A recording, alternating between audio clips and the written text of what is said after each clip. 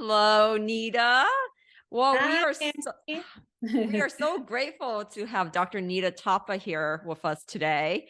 I've known Nita for the last couple months, and we got connected just through different circles, physician circle, real estate investing circle. So I'm just thrilled to have her today. Nita Thapa is a total Renaissance woman. You're gonna really have fun getting to know her. She's a wife. She's a mom of three. She's a full-time OB-GYN physician, the division director of a women's center in Columbia, South Carolina. And she's a real estate investor. What doesn't this woman do, right? And Nina's been like just all over the world. She was originally from Nepal, went to school in Hong Kong, did medical school in Bangladesh, and then came to the US to do her training and now practices in Columbia, South Carolina. So we're just thrilled to have you here, Nita, today to share your story, to get some inspiration and wisdom from all your experiences. So welcome. Oh, thank you, Nancy. It's such an honor to be here, and I'm happy to share my thoughts. And I'm so glad I connected with you. Just having seen other physician in this arena, it's just been a blessing. Yeah. Yeah, it's very inspirational when you see other people just like yourself, maybe not just like yourself, but in similar positions doing what you thought you couldn't do. But when you see other people doing, I think is very inspirational. And that's what these interviews are for, is really just to draw stories out, to inspire people, motivate people to take action. So I would love to start off by your origin story. Please tell us a little bit about yourself. Like, where did you Sure. grow up? How did you Yeah. get into medicine, and how did you end up in the United States, all the way from Nepal and Bangladesh? Yeah, fantastic. Yeah, I know. It's a lot going on. So, I'm originally from Nepal. So my parents, Nepali by origin. But at that time, my dad, he was in British Army. So back in the days when British were ruling the world, right? So Hong Kong was one of the colonies. So they had a big base of British armies in Hong Kong. So that's where actually me and my sister were born. My brother was born in Nepal later on, but we spent most of our time in Hong Kong. So schools, different culture, everything. And, we were in a very fast running pace. And the schooling was pretty awesome, And once we finished the school, when you are a little smarter in your grades and stuff like that, so automatically, how people will stereotype you, you're going to take one of those careers, doctors, engineer, lawyers, and that kind of stuff. So, but I was interested in, medicine, helping people, that has always been my, deeper desire. So that's how I end up in medicine. So went to Bangladesh, finished my medical school. And after that, I came back to Nepal, and usually the medicine track on that part of the world is a little bit different. So I when I went to medical school, I was 17. So it starts pretty early. So by the time you are done and you're making decisions on other patient and stuff, you're still like 22, 23, pretty young and fresh. So I worked in Nepal, in one of the tertiary center, which is one of the biggest hospital in Nepal. So this is like all the difficult cases, they will just flow in, So I remember one of those Saturdays weekend call. We had a helicopter coming in with women who had a retained placenta for like 5 days, So it's pretty cool stuff. So I was there for worked there for 2 years. So at the same time, I was doing other different avenue. Like I was doing Royal College of OBGYN from England. And as I was learning everything in a very fast pace, because we didn't have a choice, we just had so much volume. And you are just trained to work and be on call for like 36 hours a day. We just like whether you get sleep or not, that was not an optional, because it just constant go go go. So I was just trained that way, right? So after 2 years, and I kind of felt a little itchy in a way. Was I was interested in robotic surgery, minimal invasive surgery. I just wanted that growth. And at that time, there was not a lot of option. Actually, there was no option in Nepal at that time. That it was very early on. So we are talking about like 2002, 2003. So then I was like, okay, I think I need to expand and do what I wanted to do. And this is the time. So that's how I end up with the residency at Buffalo University. So that's Wow, how my, what an yeah, amazing journey, right? It's really a journey of growth as well, right? You felt like you reached a point in your country where you could grow in that OB-GYN career and you said, "Hey, yeah, let me seek out the next level." But I also wanted to point out what you said. We're so used to going, going, going as physicians, right? We sometimes don't know when to stop and nonstop. you're talking about those 36-hour shifts where you're just going, going, going. I'm just curious, has your perspective shifted as you've gotten into practice? Have you slowed down Yeah. a bit or are you still go, go, go right So, now? back in that time, when I was in Nepal doing those 36 hours call, and I was telling you how, you were young and you just spring up and go, it doesn't really affect your body, right? And then when I came to residency and they put out the schedule the first day and, hey, here's the schedule. And I'm looking at my schedule. Okay, Tapa, I'm 24 hours call. And next day I'm like nowhere, right? So I'm like, where am I this day? And my chief resident was, this day you go home and sleep. Oh, okay. I get to go home and sleep. So the residency 4 years was a beautiful transition for me. I get to learn a lot. It was not as, um, in the, physical toll that you get to sleep and all, but, it was a lot of learning, but and naturally I was more inclined towards teaching. So, for me, one of my, I think, good or bad thing is if I learn something new or exciting, I have to share. I have to tell everybody. It's just like, oh my God, this is how it works. This is it. So teaching will become my passion at that time. So I was teaching and every 5 weeks, there is a bunch of new medical students rotating through. So it was such a learning curve for me and them both, me coming to a new country and trying to learn all this, new culture and everything. So I settled in pretty well. Then we and transitioned into the attending position, right? So and then everything was fine and everything, and you start growing your family and you have kids and your perspective and everything do shift quite a bit. So that's what happened. And after 7 years of each of being in a a profession, somebody told me about like you're gonna get a 7 year itch, and Yeah. I was like, what is that? And Um, and I think as young trainees or even medical students or even as a young attending coming out the first couple years, you don't know what people are talking about because I've heard of that 7-year itch as well. And when I first started practice, I was like, I don't know what you guys are talking about. Like I'm still learning, I'm still trying yeah, to adjust to life, but I sort of got that itch too around year yeah, 7 or so. It was just like because you kind of master as physicians, you kind of master yeah, your craft already. You're yeah. used to what you're doing, you're comfortable, you're confident, and it's I like, know. is this it? Is this it? Yeah, this Right? is I mean, it. that's kind of the question we I think at one point or another all ask ourselves, no matter what profession we're in, is like, is this it? So Yeah. I'm curious, when you hit that 7-year itch, like you're talking about, So what were you thinking? And what shift yeah. did you make? Yeah. So at that time, I have three kids. My youngest son is like 3 years old. So the 7 year itch was there, right? So we were trying. I was like, okay, what's next for me? What's next for me? Should I go back to another minimal invasive fellowship? That kind of itch was there. So how do I grow? But then at the same time, I realized with the time with the family, the Mhm. time with your kids, and more realization happened when I had my son. And also he's my third baby, and everything was fine on the first and the second, normal vaginal, normal pregnancy, and the third one happens is a complete placenta previa, right? And the placenta is sitting there. I was like, oh, don't worry, it's going to move, 13 weeks, 18 weeks, 26 weeks. And after it was, sitting there for 26 weeks, I'm like, okay, I need to plan for C-section. Okay, who's going to do my C-section? That kind of stuff. And then what happened was I had started bleeding, had complications. So I was, bed rest for a month.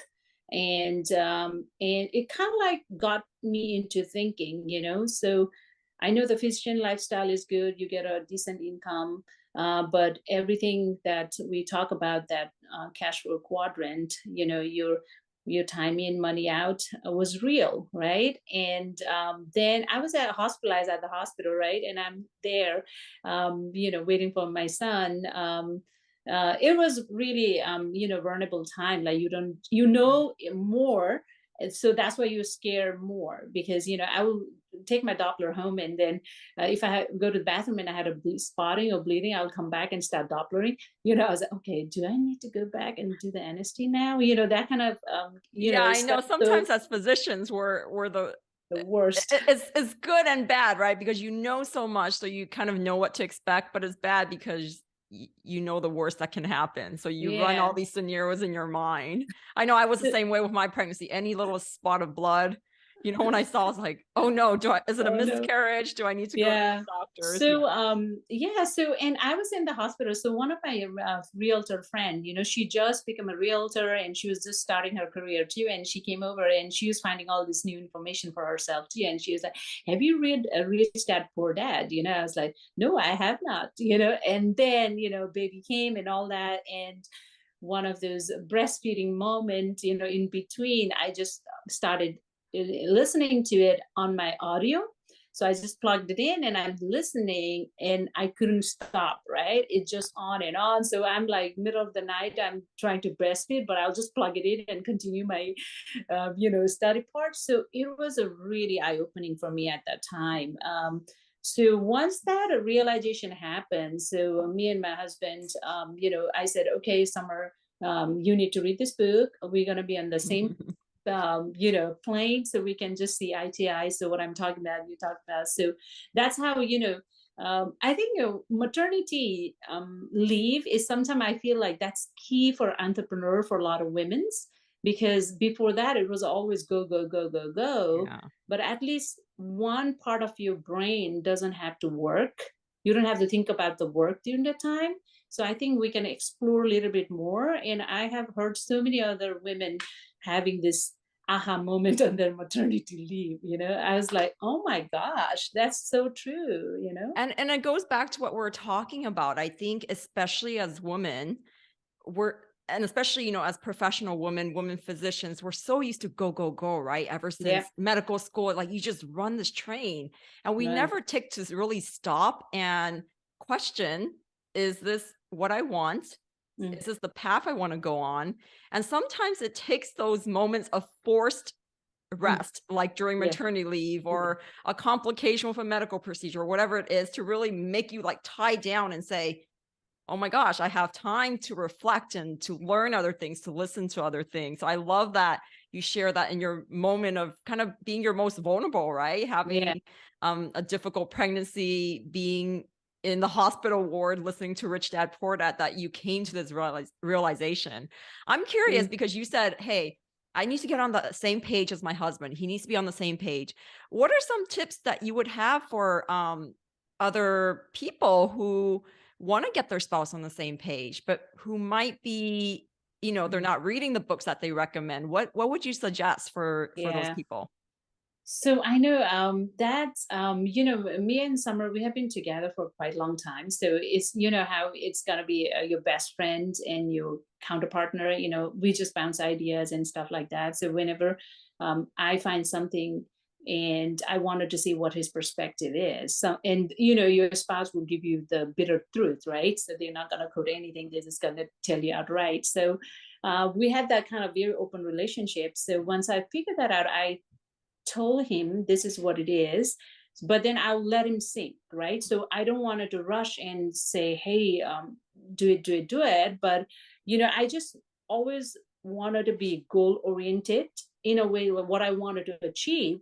But if I wanted to achieve that goal, whichever route slower, it doesn't have to be your way, but let them do their way. So at least we can be on the same, we can get closer to the goal that they wanted to be. Sometimes what I realize with between the, as a OBGYN, you see a lot of, relationships between the partners. So sometimes, you know, um, not giving enough space and the time to your partner.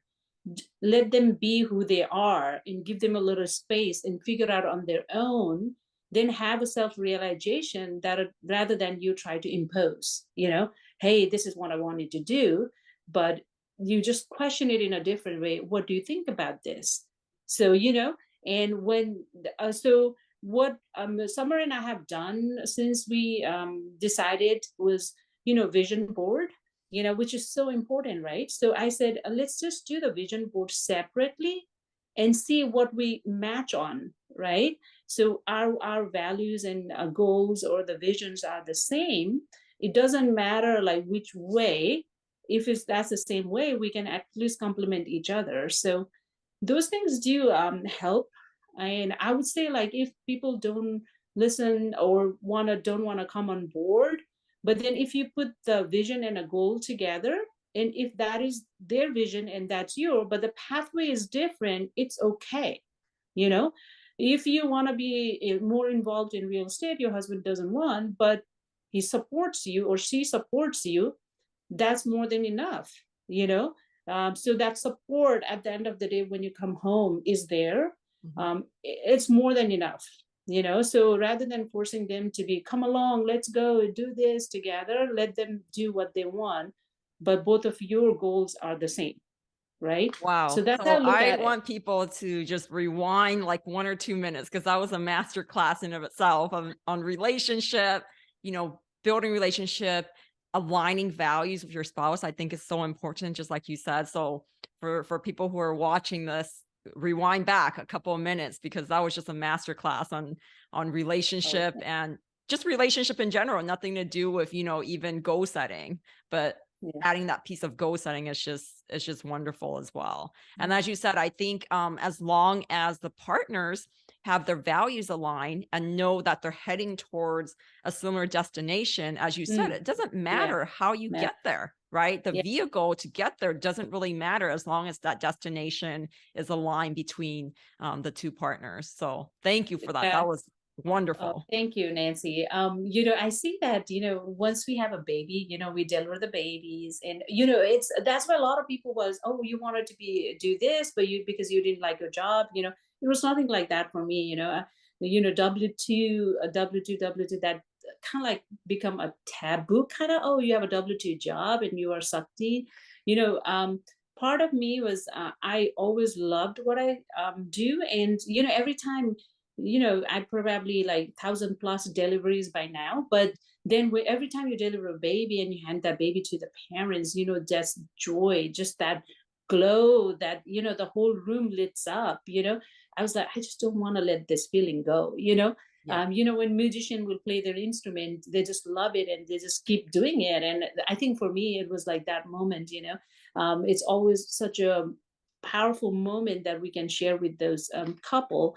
So that part is always there. But what happened to me, the shift was once I have kids, and especially with my third, having three kids on my plate and knowing it's only a finite time I have with them. They're going to grow, they're going to get adults, oh my God. And the mind shift happened was, just even the way I think nowadays is different, right? So, my daughter, oldest, she's going to go to high school this year, right, this summer. So I'm like a fall, and I'm like, oh my God, I only have 4 more years. summer 4 summers and 4 winter vacations. So where are we going? What are we planning with them? So that once that shift happened, I just wanted to, have that leverage at work. I can still work. I wanted to work, but can I work in my own terms? That Yeah. was the biggest thing. Yeah, that's lovely, and I think that's a shift for a lot of physicians once they kinda hit that, whether it be having a child, that was kind of the trigger for me, was exactly the same realization, "Wow, this gift that I've been given is gonna be in my house for only 17, 18 summers, and that's it. They're gonna be, mostly out on their own." And really that time is finite, like you said. Your daughter, you have 4 more years with her. Yeah, That's I know. it, and she's gonna go That's off. crazy. And, but work will always be there no matter how much you love it, right? You said those moments of delivering those babies is what fuels you. That's what it sounds Yeah, like, it yeah, fuels yeah, you. yep, And I think all of us physicians who are working have those little moments that yes, keep us going, that brings that joy, right? There's a lot yeah. of unhappy things that go on in medicine, right? Paperwork and True. stuff that we might not like, but it's those moments that, bring us that joy, like delivering babies or doing cataract surgery, giving sight to people, or whatever Yeah, you do, saving someone's yeah, lives, that when you have those moments, it keeps you going.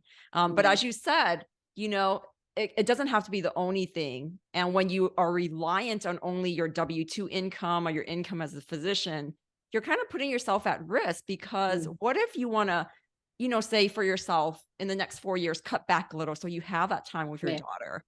Or maybe that, for instance, that pregnancy 3 years ago didn't go as well, and you might have been forced to take more time off, yeah, to heal or yeah, recover, or you have a special needs child.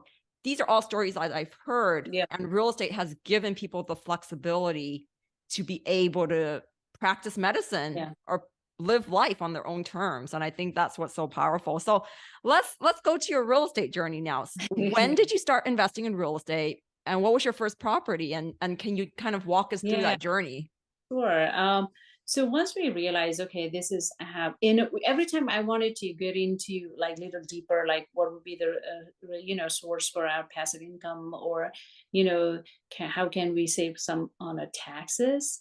So the real estate just hits on your face every time, right? So we were like, okay, let's do this. And then going back into my story, my parents, they own some real estate properties, which I didn't know it was powerful at that time, because and growing up, it's not that they always provided us enough so we can do what we wanted to do. For them, it's always like, if you need anything for your studies and everything, it's available. Other desires and one can wait, but if you Yeah. needed this book or this thing for your studies, then we can do it. So we And did where did they that. own real estate? Was it So they were back in in Nepal. Nepal? They Uh-huh. were in Nepal. So we still have them. So pretty much, the rent and everything that comes, and appreciation over the time. But it and then we will take, back in those days, like vacations, going on a vacation, family vacations, they were not that popular, right? So but still we will go and visit places, and I thought everybody else were doing that, they were not. And then I was like, oh my god, what a rich childhood we had, so now, fast forward, so we said, okay, I knew a little bit of it, but then it's a whole new system, it's United States, how things work, and we were like rapid expedite learning, so we were like, okay, let's do this. So we did that. So we built up a team, realtors, lenders, insurance agent, all that stuff. So as we start looking, so the first property we bought, actually it was the second. The first we bought, it was long time ago, was is like 5 years ago. And what happened was we bought that property. It was back in 2014. It was a different market. So I knew a little bit about my parents having a real estate, assets. So I told my husband, like, I think let's just buy one. We have some saved up, so let's do it. And then we bought a single family, and everything that could go wrong went wrong.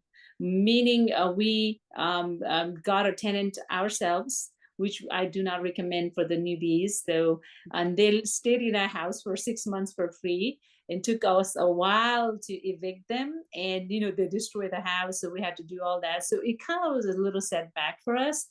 So that's why my husband, are you really wanted to? But that's why I always recommend people to educate yourself first, know all the ins and outs, and also at some point you have to take action, right? So that's what we did this time. So we bought duplex, right around the corner.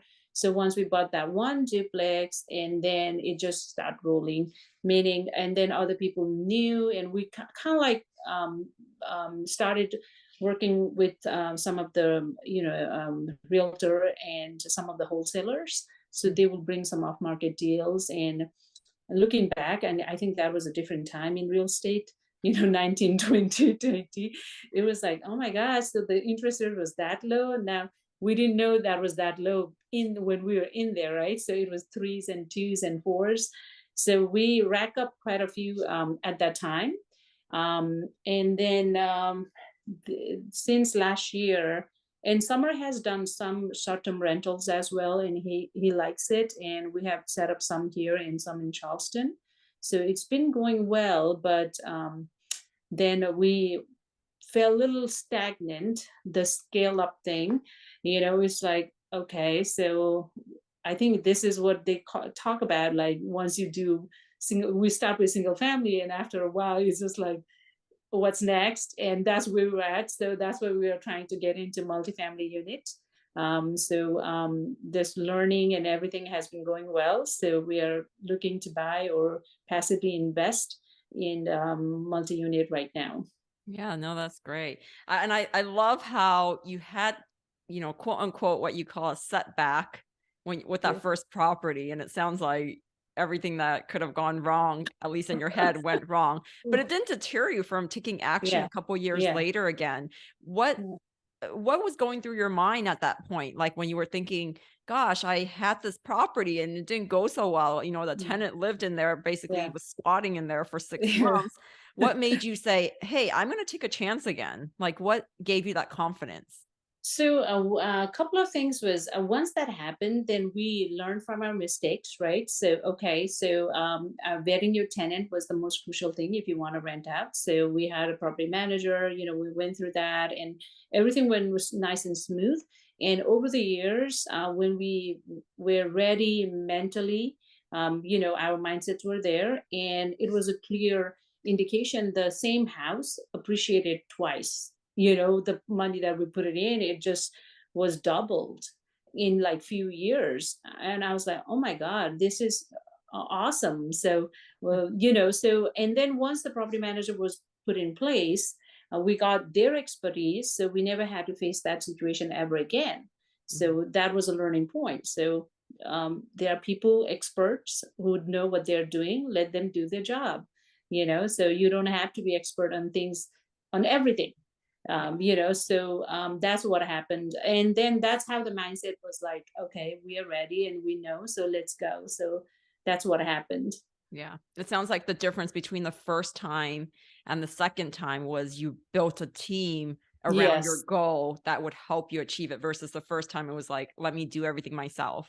Yeah, yeah, true. And the way Summer and I work is, I think I'm more like a front person, like picking up phones and calling, Mhm. lenders or realtors or brokers. And I didn't even know that was called acquisition in the beginning. So I was just gonna say call and then when I was talking to one of the brokers, oh, you were on the acquisition side. Oh, yes, I am. So I was like, one thing is like trying new things is always fun for me, and I'm not like oh my god, what they're gonna say. I just don't like not to worry about those things too much, right? So what other people think and stuff like that. So I'll just call and make a conversation and say, hey, this is what we're looking. If you have anything, let us know. Do you have any properties? That's how it would start. So once we get everything done and we got under contract, then I don't see that I just dropped from that deal. Summer takes over. Like Summer will be the person doing, due diligence, inspections, and all the things.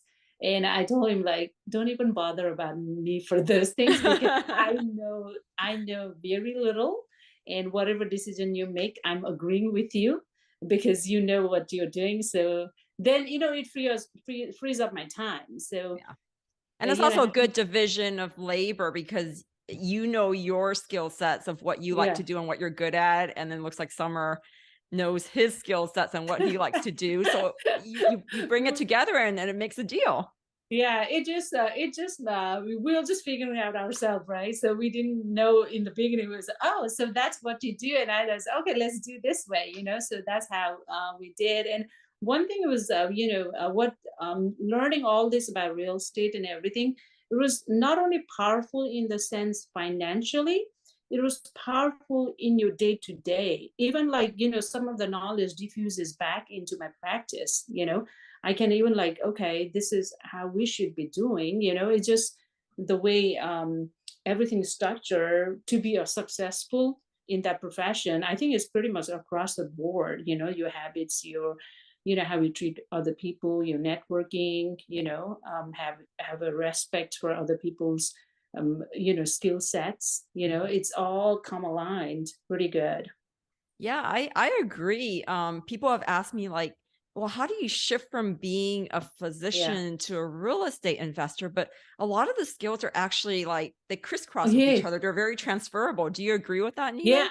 I totally agree. And I have transferred so many of my skills here that I learned to my practice, Yeah. and I was like, okay, let's team up, let's team appreciation, and this is a group team effort. Nobody alone can do it, so let's do it together, Yeah. So What are what some I learned, specific yeah. examples that you could maybe share with us about how those skills that you learned, for instance, in real estate investing, transfer to your medical practice, and then vice versa? Yeah. So, for example, like, in the real estate team sports, there are realtors, lenders, and then, the contractors. Everybody has the different roles, right? So we don't try to overstep into each other's, let them do their thing because I'm not trying to be a contractor or, that kind of stuff. So, when we are in a team in a medical practice, so from the moment the patient checked in, right, the front desk person, medical assistant who will take the patient inside, and then the provider sees the patient, and it's flows in a way, so you respect each people's role, but then make them realize our goal is to have a good medical checkup and a good satisfaction experience for that patient as soon as they enter the room. But then each one of them did not do their job properly, it can affect that role, no matter how medically sound you are and how medical treat how you treat the Yeah. disease or the problem. But then the front desk was upset or didn't encounter with that patient properly, she would not have a good experience, right? So that's why the team sports, is everywhere, and just not trying to do other people's job, but then to respect them for what they are doing, and help them to facilitate. I think that's what it is. As a group, like, how can I help you? What do you need? And how can you be helpful to the group? I think that's how you can add value to the group. I think this how can I add value to the group? This question is so repeatedly comes in the real estate. Yeah. I don't think we don't use that much often on the other ones, Right. because people wanted to add value and be in the team, and the team is important. So, and outside real estate world, a lot of people are in little silo, Yeah. trying to do their thing, but asking that question to each other. So nowadays, whenever I interview people, so how, or new people coming in, so I always ask, like, how can we help you, where you are at and where you want to be. So Yeah. I think that was a very strong, powerful question, so, and I No, I like that point that you made because really the best leaders I've encountered, right? They do two things well. One is obviously they have a natural ability that they've developed. Is not Mm, natural. I don't think anything comes natural. yeah, yeah, You have true. to develop it, but they operate at their highest skill. But Mm, the other factor that I found these leaders to be so effective is that they help others on their mm, team mm. develop their abilities to the best of their abilities, to Yeah. do the jobs the best that Yeah. they can. Yep. And I think Yeah. that's what's missing, that second part, because we often, especially in healthcare, you see the leaders often it's just all about themselves. Yeah. They don't ask about how can I help the team Yeah. be the best that they can be? And everyone Yeah. kind of operates in their little silos. Yeah. And in talk, we talk about teamwork. But Yeah. when you're on the real estate side, you really see it in action because a Yeah. deal is not going to work if Work. you don't put those pieces together. True. So Very true. I think applying some of those principles, as you said, that you are learning in real estate Yeah. to medicine or whatever career, even in your Yeah. family, can Yeah. be very powerful. Very powerful. And that's so true about the leaders is, if I think the good leader is when they can tap into the the highest, tap that potential in their team, right? Mhm. And the good leader cares about everybody, not Mhm. about only me leading, right? Yeah. So I think that is a very key, and that we are seeing little less when the medical world is more, you know, corporate world has swallowed it all, and a lot of people in the leaderships are not medical people. And a lot of time there is a disconnection between what we do and what are being demanded of us, so just like how many numbers, it just everybody everything has a level and numbers, and in complicated cases versus simple, detailed complicated cases in the office versus a depot shot, it's nowhere comparable, but it's just one and two, it's two different numbers for them, so that kind of stuff. So that leadership has to come up in a way that the real estate people are doing, like each other complementing each other and lift up the team together and make the deal happen, Yeah. right? Because I think it's clear in the real estate there is a clear goal, is the deal happening, getting it done. So sometimes when we work, the goal clarity is not there in the team.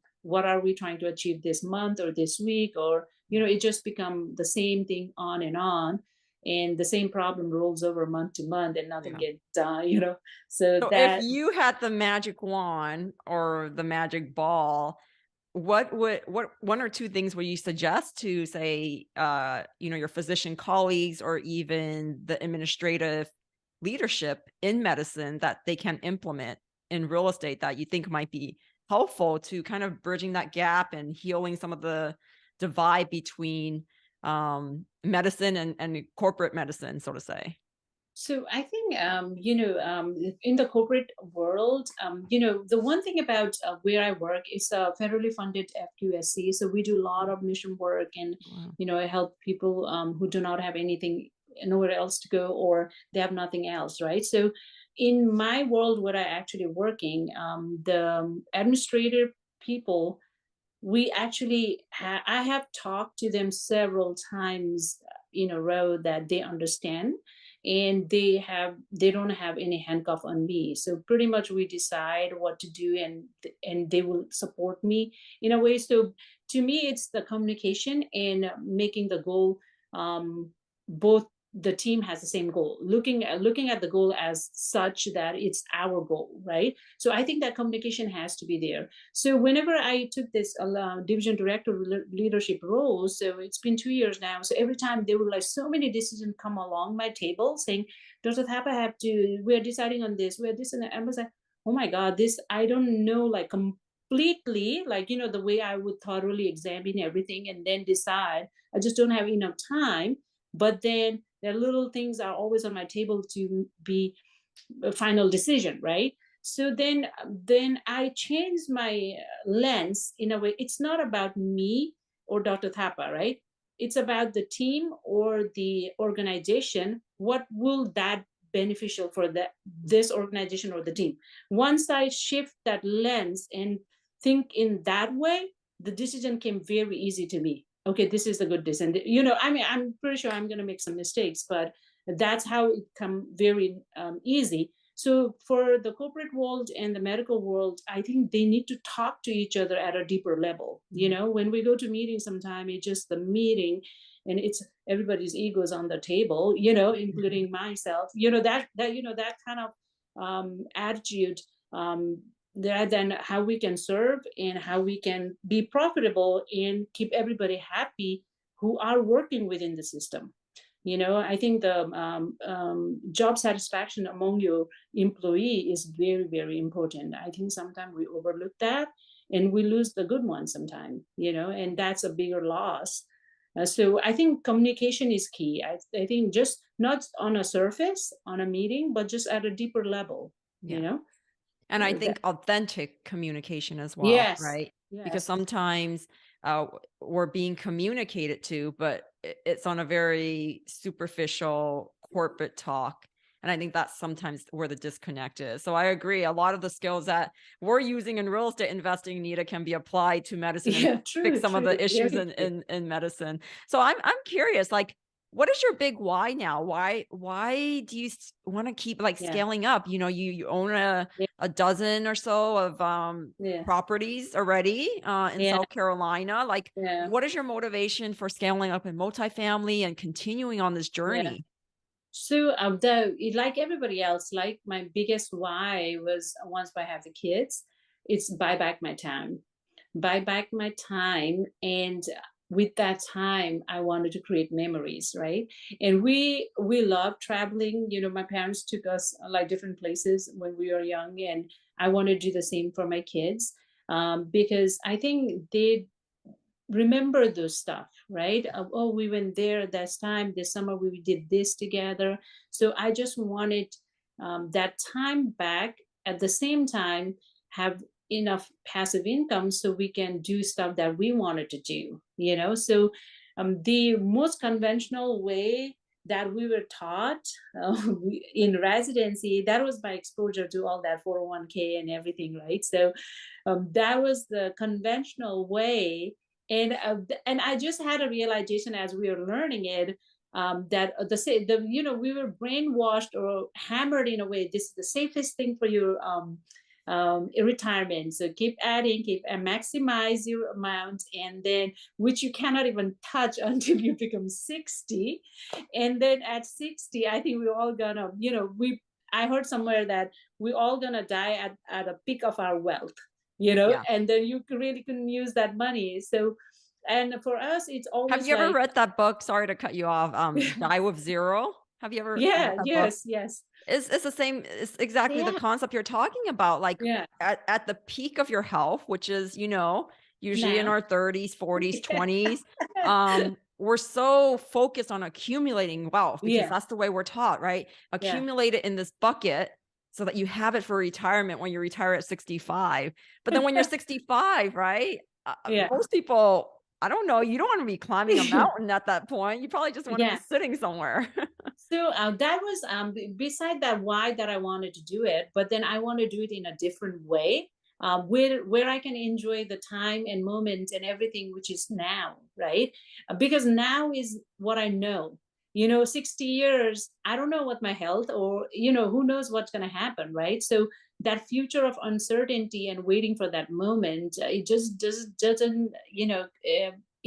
that's not the way I wanted to do, so that's how we were like, okay, let's how we can diverse in a way that we can have the cash inflow coming so we can enrich our life and memories and everything, but it still will be put in the cash flow now for a future cash flow, but be able to utilize now, so those are the two things. And I think for me, I know there are many other ways of doing passive income, but I think real estate was one of the safest way, I believe.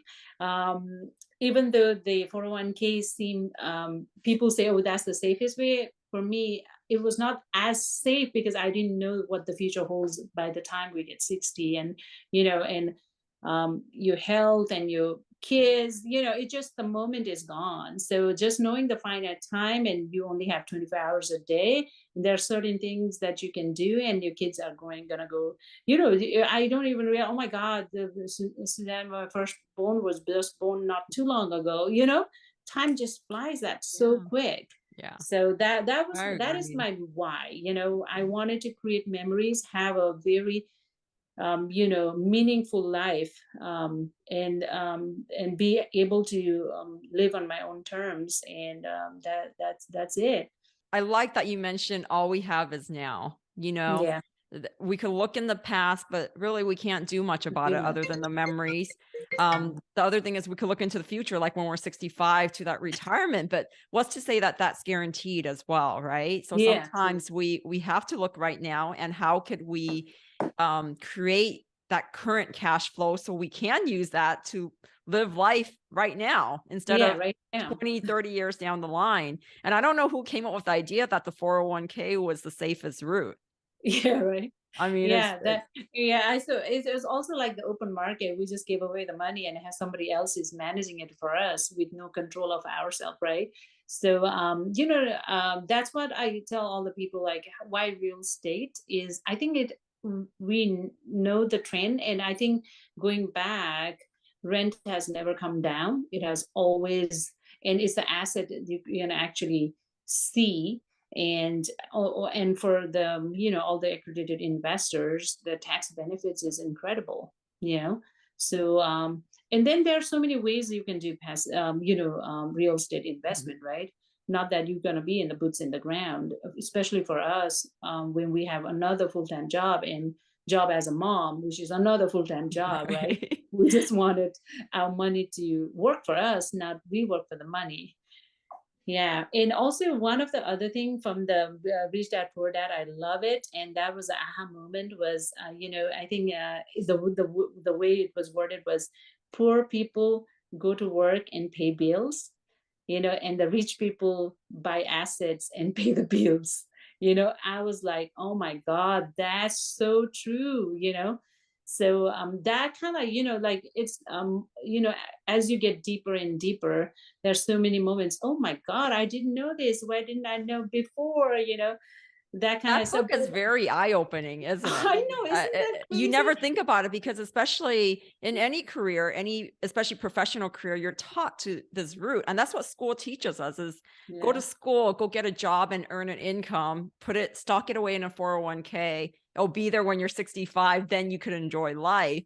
And then yeah, once you read about concepts like this, like in Rich Dad Poor Dad and then yeah, the cash flow quadrant, yeah. it just blows your mind, at least it did for me. It's like, "What am I doing?" No, I keep drawing that cash flow quadrant, and I was like, I was here, so, telling my husband, we are here, so we need to get here, so you can be I quickly. So you should, the how you remember is when you are on the right side, you are doing the right thing. You should be right side to be doing the right thing. So that's how you don't forget. So we're here. I was just drawing that even this morning, and he's like, I know, already know that, my husband. He's like, "I know where the goal is. I know where the goal is, Nita." No, but that cash quadrant is very powerful too, just to visually look at it, Yeah, for people to realize like where they are at and yeah. where they can move themselves into the different quadrant, Do you right? wanna briefly explain that to the audience, in case they Okay. don't know about it, and then maybe how physicians can move from that left side to the right Sure. side, literally the right side? So yeah, so okay, I'll try my best. So there's a cash quadrant. So there's a left side and the right, and the left side is E, which is most of the physicians are nowadays, employee, and the bottom one is E, the S, which is self-employed or somewhere you own a practice. So on that quadrant, you pretty much have a job.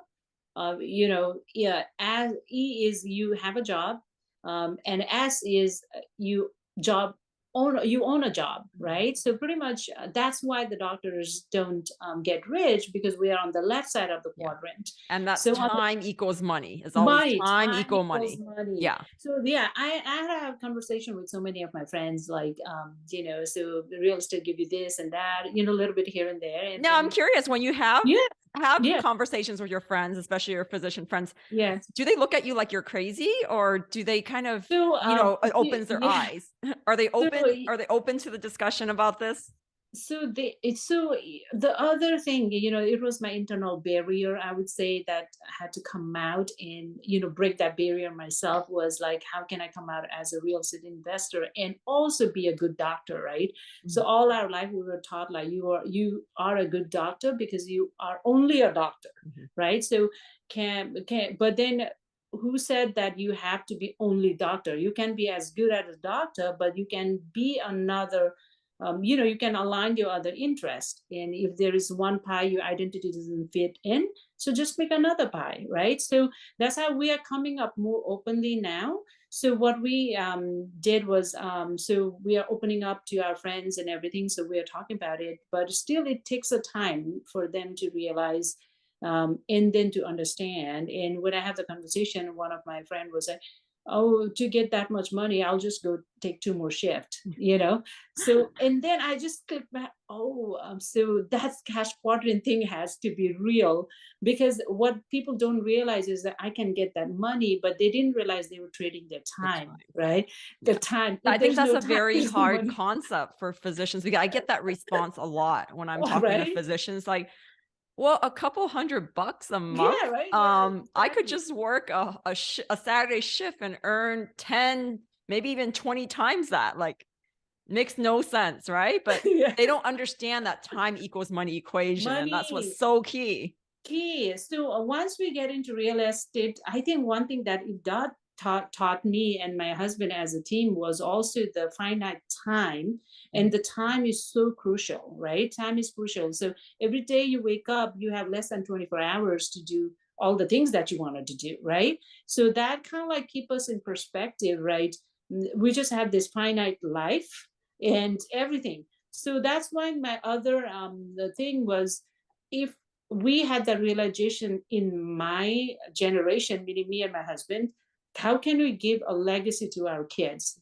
That is our other why, is like, can we build a legacy that we can pass on to the generation? Because will everybody will have this realization, maybe Yeah. or maybe not, but can we lift up the generation upcoming, that we talk about sometimes. So because when I looked at all the foreign people, it's, and then the other thing, Nancy, is once you have a healthy relationship with your money, that once you have that peace of mind that wanted to grow or wanted to build a wealth, is not being greedy, right? It's being resourceful. It's being, you are smart enough to make those decisions and take actions. So once you make that decision, I think it comes very naturally, the things that you're going to make decisions over. And also, the rich dad did say that, was what his exactly word was like, money is not everything, but money does affect a lot of things in your life, your education, your health, the food that you eat. So pretty much it affects everything in that sense, right? So Yeah. that's why that is also another why, like for us, is can we build up a legacy that we can pass on to our generation to come, right? So Yeah. that's why my other is like, can we scale up if we can, in a healthier way? It's not going to happen overnight or anything like that. But, my husband is the one who's like, it's not a sprint. It's just going to go nice and slow, steady, and we're just going to enjoy what we're Well, doing. one of And my mentors once says real estate is the very, very surest way to get rich very slowly. So it's not overnight kind of thing where you're going to earn money quickly. But a couple of points I wanted to draw out with what you said is like, really, we're all here on earth for a finite time, right? yes, We're going to die. On our tombstone is going to be the year that we were born dash the year we die. And it's what we do during that dash, in between yes, that dash, that matters. mm, So, like, I would challenge, people who are listening to this, like, what is your why? What is your purpose here? mm, That's yes, what really matters. And that's what's going to draw out your passion. And then the yeah, other thing you mentioned about like kind of generational, trying to teach your kids, I think that's so important too, yeah, because yes, we could, you know, I think about we can't, you and I, for instance, we're yeah, physicians. Like we can't pass on our yeah, medical degrees. We can't pass on, you can't pass on, say you're going to be an OB-GYN and you're going to be an yeah, ophthalmologist. yeah, You really can't pass on much else, but what you can pass on is the knowledge of yeah, things that we're learning, from the cash flow quadrant, the rich dad, poor yeah, dad. And also just even the buildings itself, right? You can pass on those yeah, actually because they're tangible. So tangible. I love that you're thinking about not just like your lifetime, your dash in the middle, but into the future and for your kids as well. Yeah. So, but and even bigger why, and the end of the day is, we are all givers. My dad did a lot of philanthropic work in Nepal. So, my upbringing was always like, he would go to a village and then he would figure out what they need, right? So, sometimes it could be a solar system or a Mm, special cooking device. Or something different what the village need, then he will go back and get everything put together, and you will bring it back to the village, and people, it's just like the transformation you can see. So he had done a lot of those work, so it was always in me that how we can help, that kind of stuff. So what the whatever you can do scale that you're doing, I think what real estate can, I can see that in future, that what it can magnify what I wanted to do and give back to the community. That also keeps me like motivated, like how can we magnify yeah. what we wanted to do. So the I just wanted to plug in one thing. We do since I'm from Nepal, there is an American Nepalese Medical Foundation. So there's all the Nepalese American doctors who are here. They have this foundation, and they do annual conferences, and they do a lot of philanthropic work in Nepal. So they have been doing lots of projects in Nepal, pulling money from each other. So that's we are having that in 2 weeks. So Wow. we Summer and I decided to go. Okay, let's just go full in. So we sponsor with our company name. We are just in a very crawling space right now. So we are learning all of this every day. So we open up a company called Everest Legacy Investment.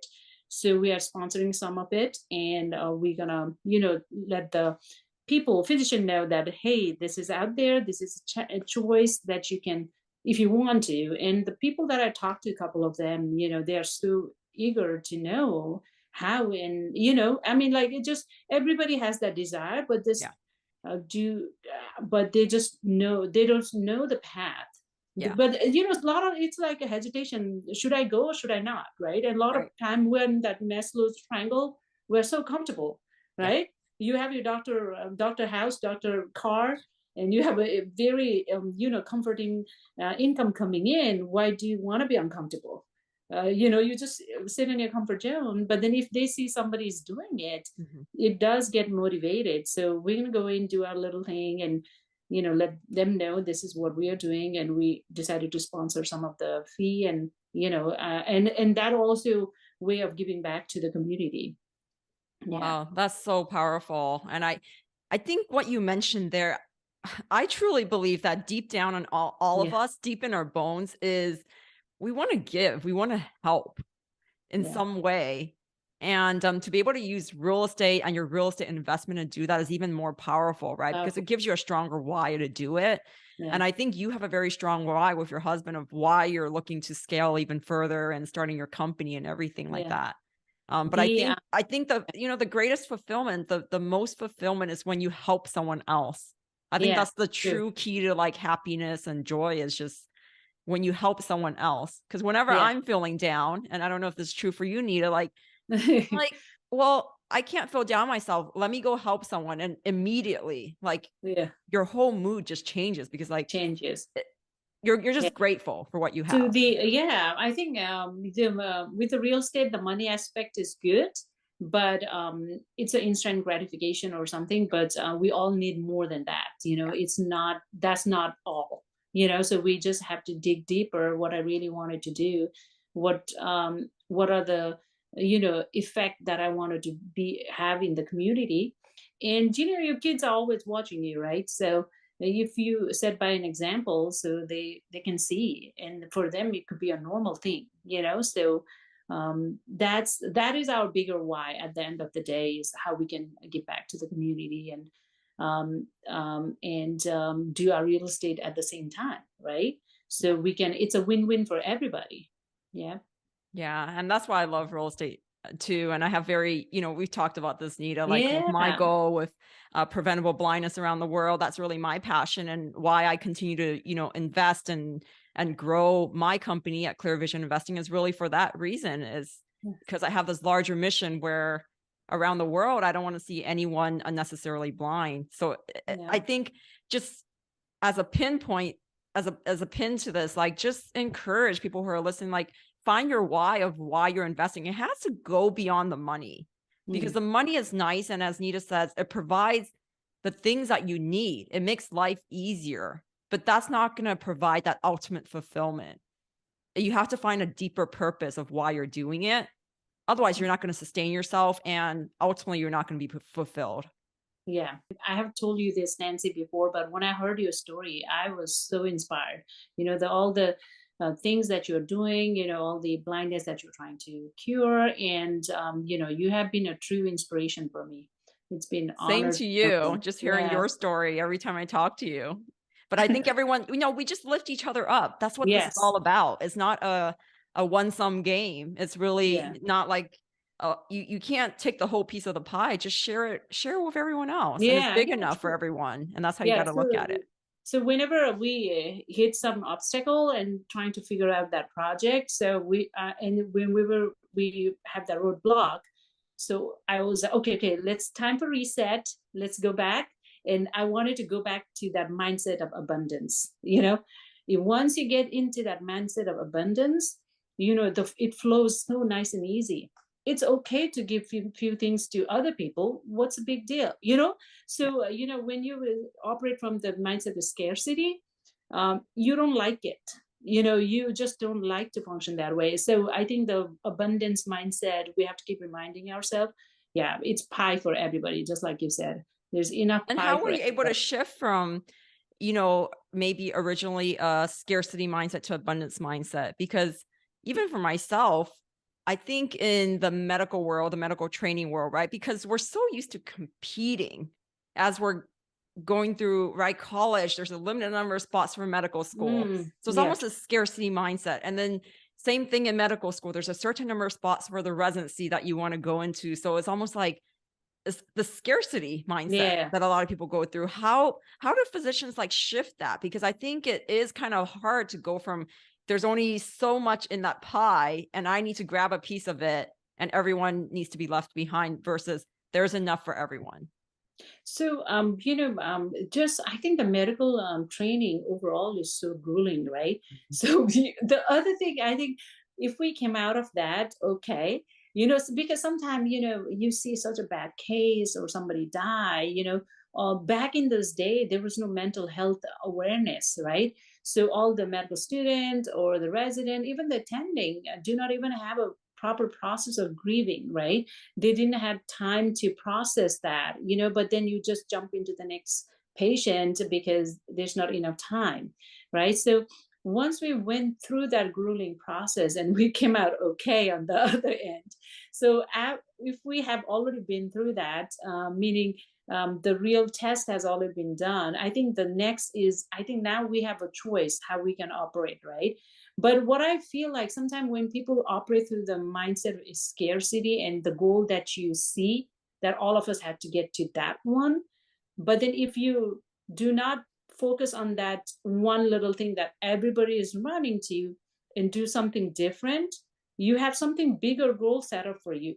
That's how I feel. It's like universe has this bigger force that we can understand. It just get back to you no matter what level. And sometimes, you just have to become that person for the universe to match to you. Yeah.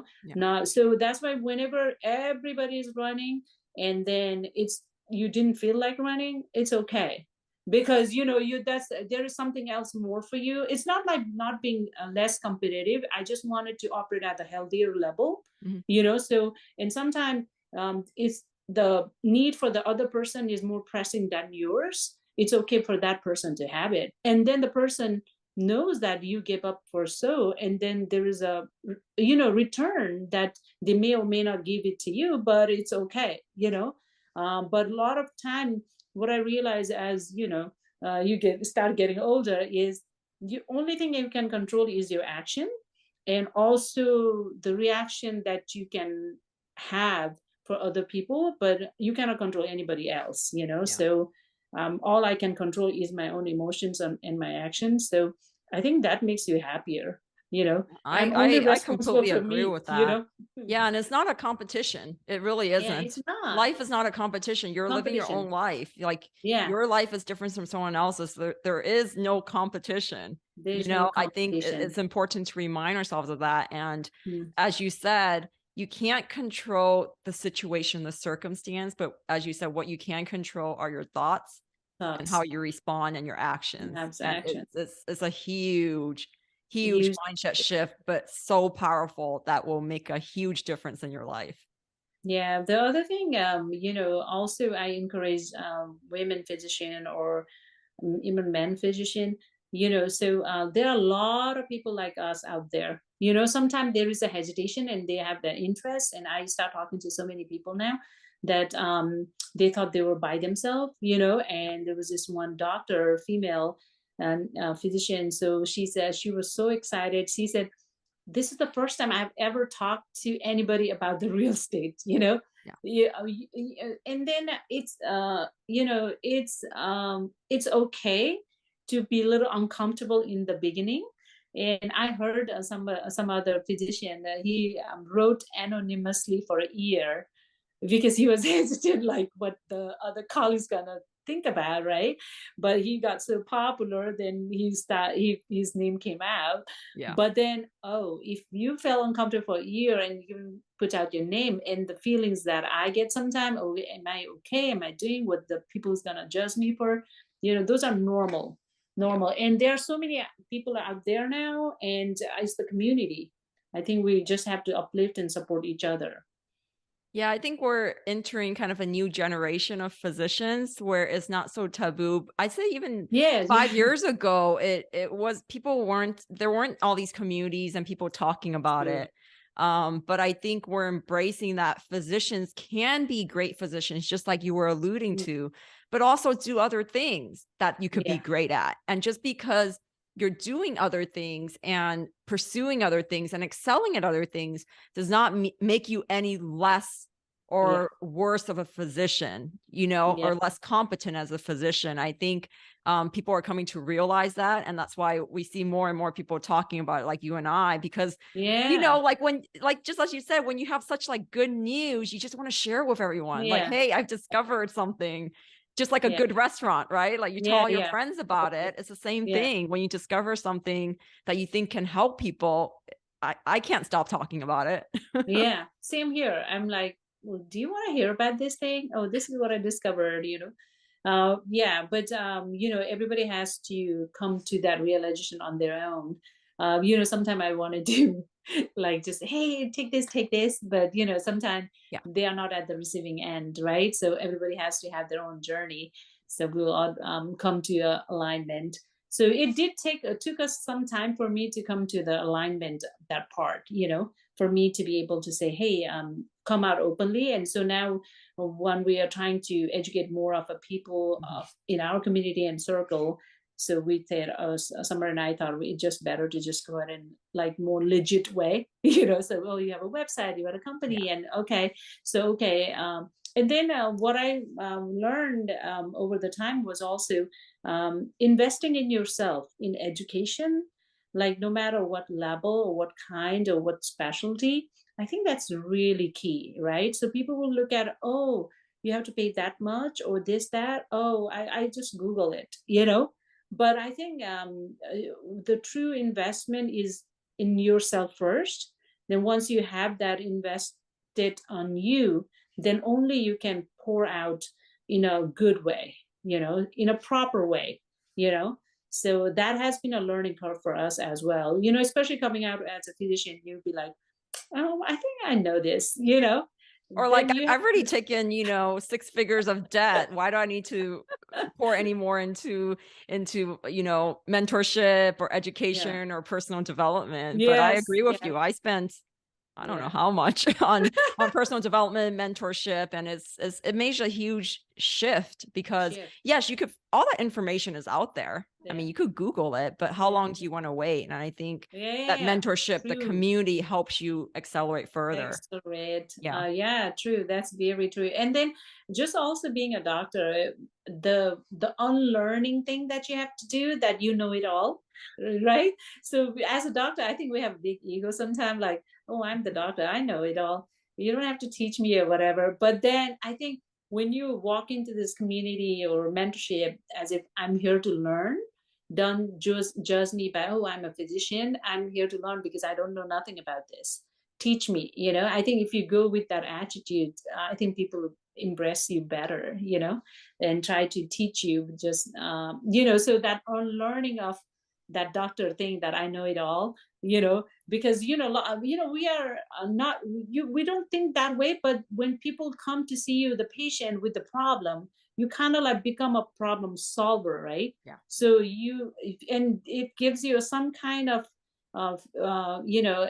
sense that you know all of the things Yeah. that are problem out there. It feeds your But that ego a little bit. It yeah, feeds your ego a little bit. Yeah. But I that's a agree little bit whenever of you go into ego. a situation, like, I would attend some real estate conferences sometimes, and sometimes the talks are very for beginners, right? Very basic concepts. Yeah, But I approach it, and I've had to shift my mindset to approach it yeah, like, what am I here to learn? yeah, Even though I've heard this before, yeah, what things can I take from it? Even though I yeah, know these things, what things can I still take from it and implement? Because you always yeah, learn something, no matter how yeah. many times you've True. heard something. Yeah. Yeah, yeah, yeah. Very Well, true. I've really, really enjoyed this conversation, Nita. You've just dropped some bombs on our audience today. So I'm just Thank you, really Nancy. grateful for your time and all your wisdom that you've shared with us. If people want to, well, two things. If Yeah. you had any last parting words for our audience who are mainly physicians who may be interested in real estate investing or are investing in real estate but want to take it further, what advice would you have for them in general? And then, second, if you could leave your contact information in case anyone wants to get in Sure. contact with you. Yeah, so the I just wanted to briefly touch in base with our OBGYN world, right? So OBGYN itself is like, get up and go all the time, and baby comes when baby wants to, right? It doesn't matter it's 2 a.m. or 1 a.m. So I have seen that shift in OBGYN department. Like a lot of women have shifted from full-time OBGYN. It's very rare to find full-time OBGYN these Mm, days because either they are doing just the laborist or the locums because women want control over their time, right? Especially for us as a women, no, doesn't matter whether you have a supportive husband or not. Once you hit your door, you are a mom. You just you drop all your doctor's stuff right at the door.